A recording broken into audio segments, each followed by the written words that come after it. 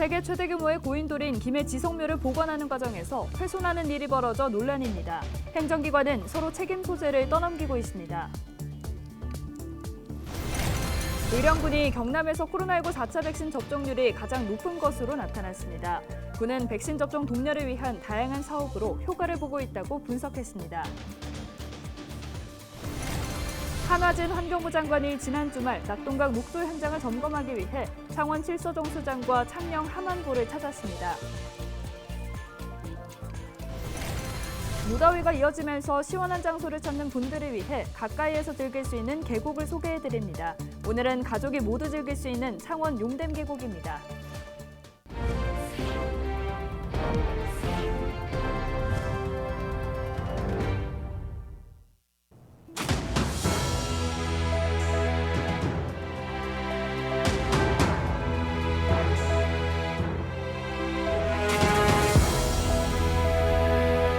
여러분 안녕하십니까? 헬로티비 경남뉴스입니다. 세계 최대 규모로 추정되는 고인돌이 김해에 있습니다. 고인돌은 청동기 시대 역사를 보존하고 있어 학술적 연구 가치와 문화관광 자원으로서의 가치가 매우 풍부한데요. 그런데 얼마 전 김해시가 복원 공사를 하다 고인돌을 훼손하는 일이 벌어졌습니다. 게다가 공사를 허가해줬는지를 두고도 김해시와 경상남도의 입장이 다릅니다. 김영민 기자의 보도입니다. 지난 2007년 김해시가 택지지구 개발 사업 당시 발굴한 고인돌입니다. 덮개 돌인 상석의 무게만 350톤으로 세계 최대 규모입니다. 김해시는 발굴 당시 예산 확보가 어려워 흙을 채워 보존하다 지난 2020년 말부터 사업비 16억 원을 들여 복원 정비 사업을 시작했습니다. 하지만 지난달 29일 문화재청으로 고인돌 일부가 훼손됐다는 민원이 접수됐습니다. 문화재청은 지난 5일 현장 조사에 나섰고 김해시가 무단으로 고인돌을 훼손한 사실을 확인했습니다. 고인돌을 표시하는 역할을 하던 박석과 그 아래층에 있던 문화층이 김해시의 정비공사 과정에서 훼손된 겁니다. 시는 논란이 일자 박석을 수작업으로 빼 고압 세척과 표면 강화 처리를 한 뒤 그 자리에 다시 넣었다고 해명했습니다. 문제는 이뿐만이 아닙니다. 현행법상 매장문화재가 있는 지역 내에서 현상을 변경할 경우 반드시 사전에 문화재청의 허가를 받아야만 합니다. 또 이 고인돌은 경상남도 기념물이기 때문에 경상남도의 허가도 필요합니다. 김해시는 문화재청의 허가를 받지 못한 것은 잘못을 인정하면서도 경상남도의 허가는 받았다고 설명했습니다. 하지만 경상남도의 입장은 달랐습니다. 박석 부분 변경을 허가한 적은 없다는 겁니다. 전반적으로 어떻게 복원을 해야 될지 다시 훼손 부분이 얼마나 돼야 될지에 대한 위반 사항이 있으면 아마 그것도 관계 법령에 따른 조치를 해야 될 것으로 사료가 됩니다. 세계 최대 규모의 고인돌 훼손을 놓고 김해시와 경상남도의 입장이 엇갈리고 있는 상황. 문화재청은 고인돌을 훼손한 김해시를 상대로 법적 조치를 하겠다고 밝혔습니다. 헬로티비 뉴스 김영민입니다. 아직 더위는 한창인데 휴가나 방학이 끝나가면서 아쉬운 분들 많으시죠? 그래서 준비했습니다. 우리 지역에는 가보고 즐길 곳이 참 많은데요. 매주 지역에서 편히 가볼 만한 곳을 소개해드립니다. 먼저 8월엔 시원한 계곡을 안내해드릴 텐데요. 첫 순서 바로 창원에 있는 용댐 계곡입니다. 권정숙 기자와 떠나보시죠. 창원 진전면 원암마을에 위치한 자연계곡 유원지. 이곳이 바로 창원 용댐 계곡입니다. 마치 산수와 같은 풍경은 도심과 가까운 계곡이란 사실을 새삼 놀라게 합니다. 일단 창원에서도 가깝고 여기 관리해 주시는 분들도 다 착하고 물도 깨끗하고 시원해서 좋은 것 같아요. 저 매년 올 것 같아요. 계곡의 유량은 아이 발목 정도에서부터 성인 가슴 정도. 풍부한 물에 물고기 잡이 등 체험도 가능해 가족 단위부터 젊은 층까지 다양하게 즐길 수 있습니다. 오늘 엄마랑 형아랑 저랑 아빠랑 왔어요. 네? 와서 물놀이 하고 그다음 지금 잠자리 잡고 물고기 잡고 지금 족대질 하고 있어요. 물놀이 전후 맛보는 음식은 꿀맛입니다. 용댐 계곡은 넓은 주차장과 편의시설이 있고 치사도 가능해 이미 차박과 캠핑 족에게는 알려져 있습니다. 일단 물이 깨끗하고 수심이 딱 놀기에 적당해서 좋은 것 같아요. 아니 작년에 이 두 친구랑 다른 친구랑 여기를 한번 와봤는데 좋다고 해가지고 올해도 3명에서 오게 됐어요. 완전 어제부터 설레서 잠도 잘 못 자고 오늘 여기 한 2시간, 3시간 걸리는데 버스 막 타고 오고 해서 엄청 설레고 재밌는 것 같아요. 도심에서 편히 즐길 수 있는 용땡 계곡. 매서운 무더위 이곳에서 잊어보면 어떨까요? 헬로티비 뉴스 권정수입니다. 8월과 9월은 벌집 제거 신고가 가장 많이 들어오는 시기입니다. 벌쏘임 사고도 주로 이때 발생하는데요.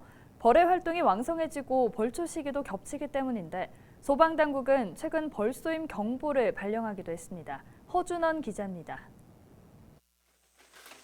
여름이면 그 비중이 급격히 늘어나는 소방 출동 사유가 있습니다. 바로 벌집 제거 신고입니다.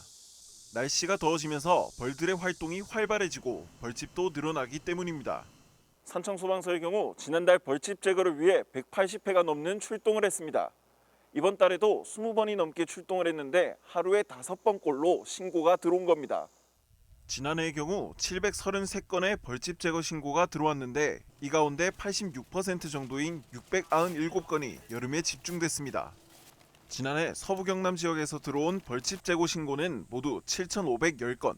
지역별로는 진주가 2,640건으로 가장 많았고 남해 1,296건, 사천 1,160건으로 뒤를 이었습니다. 벌쏘임 사고도 여름철에 가장 많이 발생하는데 특히 8, 9월이면 벌초를 위해 산을 올랐다 쏘이는 경우가 많습니다. 올해 서부 경남에서 발생한 벌쏘임 사고는 117건. 벌쏘임 사고를 당할 경우 알레르기성 쇼크를 일으킬 수 있어 예방이 가장 중요합니다.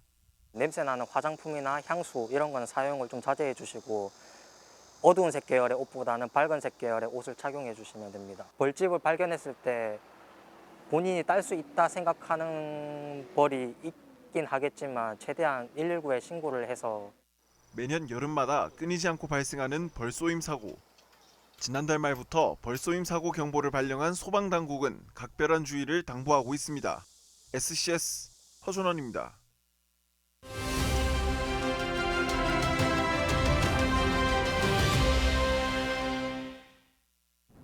의령군이 경남 지역에서 코로나19 4차 예방접종률이 가장 높은 것으로 나타났습니다. 백신 접종 독려를 위한 다양한 사업을 통해 홍보 효과가 나타나고 있는 건데요. 네, 자세한 이야기 남수분 의령군 보건소 감염병 관리 담당 계장과 이야기 나눠보겠습니다. 네, 계장님 안녕하십니까? 네, 안녕하세요. 저는 의령군 보건소 감염병 관리 담당 남수분입니다. 네, 먼저 현재 의령군의 코로나19 예방 접종률에 대해서 짚어주시죠.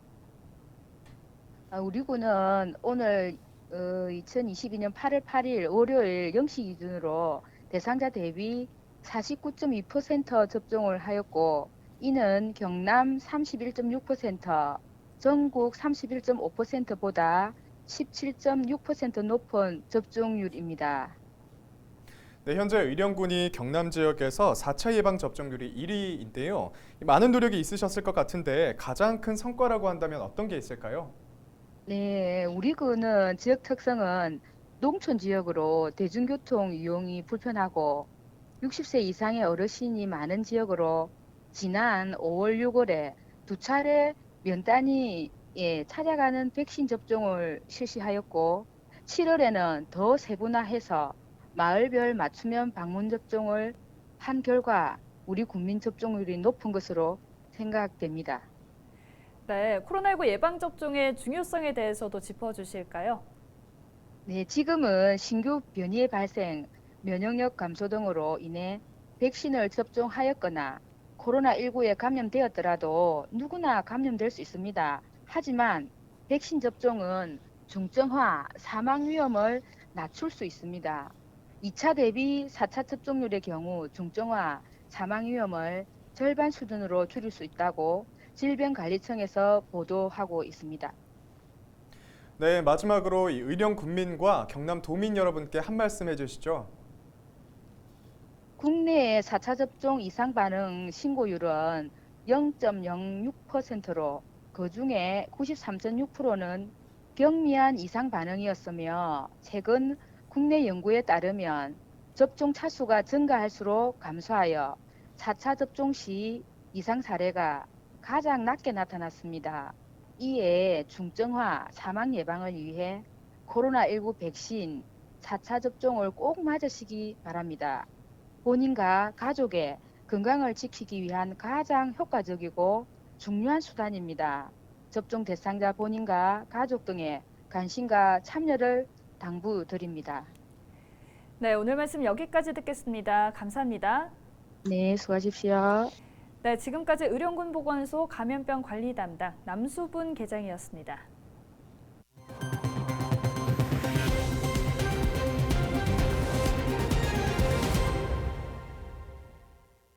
지난 7일 하루 경남에서는 모두 3,048명의 코로나19 신규 확진자가 발생했습니다. 지역별로는 창원이 851명으로 가장 많았고 이어서 김해 644명, 양산 305명, 거제 304명 등의 순서입니다. 현재 경남에서는 4만여 명이 재택치료를 하고 있으며 이 가운데 위중증 환자는 12명입니다. 4차 백신 접종률은 아직 저조합니다. 8일 0시 기준 경남에서 4차 백신을 맞은 사람은 41만 4천여 명으로 전체의 12.6%입니다. 한화진 환경부 장관이 지난 7일 낙동강 녹조 현장을 점검하고자 창원 칠서 정수장과 창녕 함안보를 찾았습니다. 한 장관은 낙동강 조류경보 경계 단계가 이어지면서 조류 발생 현황과 취정수장 녹조 대응 상황에 대해 점검했습니다. 한편 한 장관은 창녕 함안보를 방문해 녹조 현장을 점검한 후 통합관리센터에 들러 대응 태세를 점검할 계획이었습니다. 하지만 돌연 일정을 취소하면서 의견을 전달하려고 기다리고 있던 환경단체의 반발을 샀습니다. 양산에서 서식하던 신종 도롱뇽이 정식 학명으로 양산 꼬리치레 도롱뇽이라는 이름을 얻었습니다. 서울대학교 민미숙 교수는 최근 발표한 산속에서의 감소, 멸종 위기에 처한 한반도 꼬리치레 도롱뇽에 대한 보고에서 학명을 부여했습니다. 이 도롱뇽은 동북아시아의 고유종인 폐 없는 도롱뇽의 일종으로 러시아 극동과 중국 북동부, 한반도의 산지 지역 등에서 제한적으로 분포하고 있습니다. 한편 김해 양산 환경운동연합은 양산 꼬리치레 도롱뇽을 멸종 위기종 지정을 위해 노력할 계획입니다. 양산 꼬리치레 도롱뇽은 그동안 멸종 위기에 처했지만 정확한 이름이 없어 보호 대책이 논의되지 못했습니다. 거제 최초 야시장인 거제 몽돌 야시장이 지난 주말 개장했습니다. 야시장은 거제 고현시장 공영주차장 옆 도로에서 40여 개 점포와 플리마켓을 열어 먹거리와 잡화 등을 판매합니다. 운영은 매주 금요일과 토요일에 열리며 오는 11월까지 운영됩니다. 고성군이 코로나19 상생 군민지원금 지급을 시작했습니다. 지원금은 1인당 25만 원으로 지역경제 활성화를 위해 고성 사랑 상품권으로 지급했습니다. 신청은 지역 읍면사무소에서 가능하며 고성읍과 거류면은 신청자가 집중될 것으로 예상하고 출생 연도 끝자리 5부제에 맞춰 받을 수 있습니다. 창원시가 대학생들을 대상으로 누비자 요금을 지원합니다. 이번 사업은 청년들의 복지 사업의 일환으로 2022년 하반기 참여자를 오는 11월 말까지 선착순 573명을 모집해 지원합니다. 대상자는 연간 회원으로 등록해 3만 원을 지급받을 수 있으며 개시일로부터 1년간 이용이 가능하고 창원시 홈페이지를 통해 온라인으로 신청할 수 있습니다. 김경수 전 지사에 대한 8.15 특별 사면 여부가 이르면 이번 주 결정될 것으로 보입니다. 법무부는 8.15 광복절 특별 사면을 위한 사면심사위원회를 오는 9일 연다고 밝혔습니다. 위원회에서 김 전 지사가 사면 대상에 선정되면 대통령 재가를 비롯해 국무회의 의결을 거쳐 빠르면 오는 12일 확정될 것으로 보입니다. 한편 지난 5일 열린 법무부 가석방 심사위원회는 오는 12일 출소 예정인 가석방 대상자 명단에 김 전 지사를 포함하지 않았습니다. 김 전 지사로서는 광복절 특별 사면이 되기 위해서 이번이 사실상 마지막 기회입니다.